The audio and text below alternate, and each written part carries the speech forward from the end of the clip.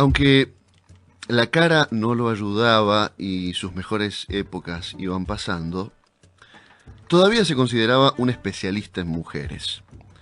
Incluso pensaba que su temporada más gloriosa con los amores era la que estaba por llegar. Los años le habían enseñado a dejar de ser insistente para hacerse dueño de la precisión. Su falta de belleza física antaño lo había obligado a ser insistente para poder ingresar en el arte de la conquista. Ahora, con un poco más de 40 años, dirigía sus esfuerzos a esta o aquella mujer en el momento indicado. Juan Carlos se sentía bendecido por la vida cuando a los 40 y tantos, la mayoría ya han abandonado el terreno de la seducción, él se sentía un rey entrando glorioso en su reino, porque a esa edad podía acceder a un rango de mujeres más interesantes que antes. Había frescas capturas de 18 años decididas a experimentar con un señor tan interesante. Las de veintitantos eran un placer, como un vinito del año bien terminado, ¿me entiende? Claro, sí, sí. Las de 30 y 40 eran un coto de caza para el cazador experimentado. Un terreno en el que no había veda y en el que podía hartarse. En ese rango eran casi todas casadas en busca de alguien que las valore. ¿Me entiende? Sí, claro. En caso de ser solteras, la pieza resulta tan fácil que él, como buen pescador, devolvía a la solterona al mar para ver si se podía reproducir. Finalmente, las que pasaban los 50 eran las que pagaban sus caprichitos. Era un pacto tácito entre señoras mayores y caballeros industriosos. No era un gigoló porque la pinta no le daba, digamos que era un aficionado en sus ratos libres. Juan Carlos Corvalán recordaba sus veintitantos, cuando tenía que luchar contra su baja estatura, su delgadez extrema y esa tremenda nariz. No era fácil la tarea entonces. Debía dedicar mucho tiempo porque, ustedes saben, para un feo las cosas siempre son más difíciles. Se detenía siempre a observar. Y como les dije, debía ser insistente. Hasta que por fin la señorita, accedía a sus favores, siempre a escondidas, porque no soportarían la humillación de que sus amigas se enteraran que había estado con el feo de Corvalán. Pero ahora, a los 40 y algo, todas coincidían en decir que los años habían mejorado a Juan Carlos. A esa edad, sus rivales de antaño lucían enormes panzas y cabezas lustrosas, mientras Corvalán conservaba cierta figura y toda su cabellera que apenas había encanecido.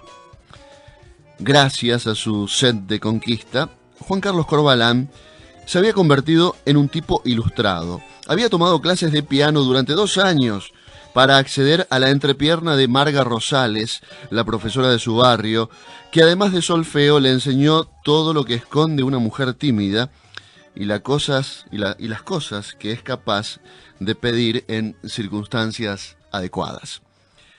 3 años de clases de tango le abrieron muchas puertas, por decirlo así, en un terreno femenino que él creía imposible de alcanzar, empresarias, funcionarias, diplomáticas y otras señoras que sostenían su respetable nivel de vida. En un universo, mis queridas amigas, en un universo escaso de hombres, un tipito así, con saquito y perfectamente perfumado, con voluntad para la conquista, el oído atento y disposición para la charla, era algo que ciertas mujeres no podían despreciar. Y ya se sabe lo que sucede en el universo femenino. Lo que prueba una, lo quieren probar todas. Sí, sí. Las obras de Neruda, Alfonsina Storni, Leopoldo Lugones y hasta de Osho no le eran extrañas, cada una aplicada a la mujer en cuestión. Además, hasta había hecho algunos cursos de mitología y cosmogonía griega para capear en la Facultad de Filosofía y Letras, donde era como pescar en una pecera. Lo suyo era un sentido refinado de la lujuria. Juan Carlos Corvalán es simpático, entrador, tiene una energía espectacular, decían las mujeres. Pero él agotaba buena parte de esa energía en la observación, para saber a qué tipo de mujer se enfrentaba y así poder ganarle terreno. Él se presentaba con sus camisitas impecables, durito como un pequeño monumento en homenaje al hombre sonriente, y comenzaba a avanzar sobre la psicología de las mujeres como una enfermedad veloz de la que ya no se podrían librar. A un golpe de vista, solo a un golpe de vista, Oscar Reina, Sí. nuestro amigo, por las pequeñas estrías que a las mujeres se le forman en la parte superior del pecho, por la delicadeza de las manos, las uñas eran muy importantes, Sí, claro. incluso por el largo de los cabellos y la forma de los pies, que hablan mucho de buenas o malas vidas, A ver, sí. Corbalán sabía si estaba frente a una mujer casada o divorciada, si es que acaso estuviese aún soltera, sus recursos económicos, si era diurna o nocturna. Sí. El resto se resolvía con 5 minutos de charla. No siempre las cosas salían bien y Juan Carlos sabía retirarse cuando el partido estaba perdido. Eso también formaba parte de su código de ética. En ese esplendor de su vida de hombre estaba Juan Carlos Corbalán cuando se le cruzó Tatiana. ¿Quién? Tatiana. Tatiana, la Tati. La Tati. Una estudiante de psicología de 20 años que no parecía guardar ningún secreto, ninguna dificultad. Al fin de cuentas era otra de esas chicas deseosas de engañar al novio con un señor parecido a su papá. Nada extraño. Pero el asunto de Tatiana trajo algunas sorpresas.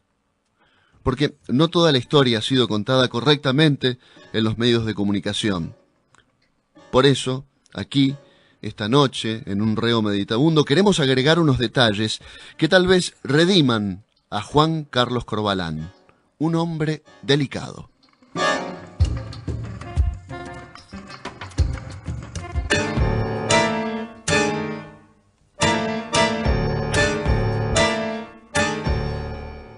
Y con ella todo fue distinto, desde el comienzo. Corbalán estaba acostumbrado a manejar sus relaciones como un sistema de poleas.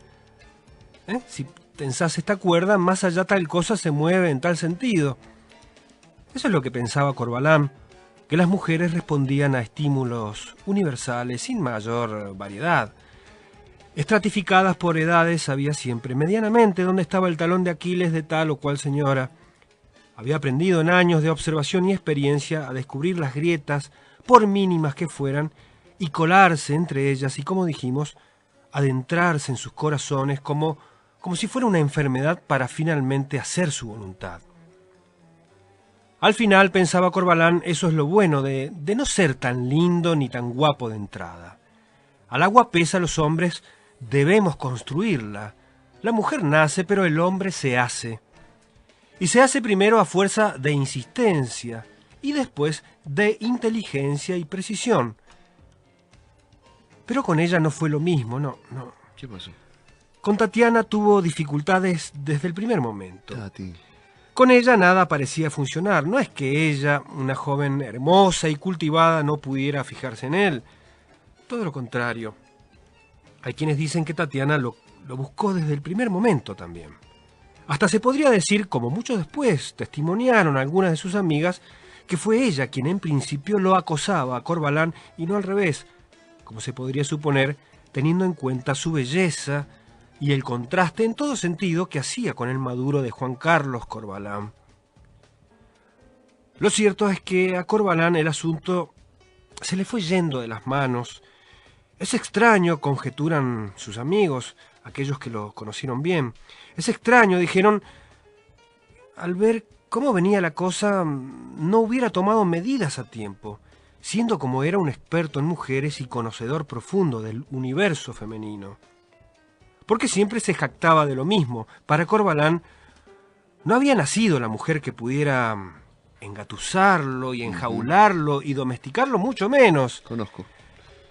El problema no fue en verdad un asunto de entendimiento, como si hablaran lenguajes diferentes o cosas así. No, nada que ver. Él apareció en la vida de Tatiana, de la Tati, apelando a sus tácticas y jugando según sus amplios conocimientos en la materia, como siempre.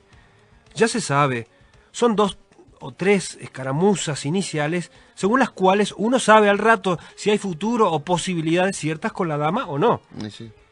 Y ella le mostró el camino en más de una oportunidad. Fue ella. Y Corbalán entró como un caballo, se dejó llevar, cometió ese error. Fíjese, señor García, cometió ese error. El caso es que Corbalán probaba sus distintas tácticas con suerte dispar. Si se mostraba generoso, terminaba como un hombre propenso a la extorsión. Si devenía romántico, se le hacía ver como un viejo lascivo. Verde. Un viejo verde. Si se mostraba indiferente, era porque nada le importaba entonces de ella. Si le hacía un regalo, era porque le quería pedir algo a cambio, o en el peor de los casos, porque le estaba ocultando algún asunto turbio, seguro. Y así, Corbalán comenzó a perder el rumbo. Ya no andaba por ahí pisando el terreno con la seguridad que todos le conocíamos. A veces, el problema es no saber salir a tiempo de la escena, obstinarse hasta la peor de las bajezas con tal de hacernos con el botín. Corbalán siempre pensó que esto a él nunca le iba a pasar. Claro. Perder las riendas, perder el control de la situación, condición básica para todo conquistador. Nunca perder el control de la situación. Lo supo tarde, cuando ya no había nada que hacer, cuando Tatiana lo plantó por un flaco de la Facultad de Artes. No diga. Su instinto de cazador le había dado un par de avisos. No hizo caso. Igual puso la cabeza, igual puso el corazón. Cayó en las trampas del amor. Justo él, venir a enamorarse. Lo cierto es que los diarios dijeron que su muerte había obedecido a problemas financieros o de juegos. Hasta tal vez un ajuste de cuentas. Muerte dudosa, tituló un diario local. Pero los que lo conocieron, los que sabían del asunto con la Tatiana, la tenían clara. Y por eso mismo callaron. Son códigos, una cuestión de honor. Y sí, le dijeron a los cronistas y a la cana, seguro andaba en malos pasos, acaso alguna deuda de juego, dijo alguno, problemas económicos, dijo otro, sí, seguro. Muchos no lo entendieron, pero ¿qué clases de amigos eran estos que tras su muerte, porque lo encontraron colgado de un árbol en el fondo de su casa, ¿Cómo puede ser? salieran a decir que tal vez fuera un rufián, nuestro amigo Corbalán? Son pactos, amigos, oyentes. Quienes lo conocieron, sus verdaderos amigos, sabían que a Corbalán no le hubiera gustado que dijeran la verdad sobre él. Cualquier cosa antes de reconocer que en el fondo se moría de amor.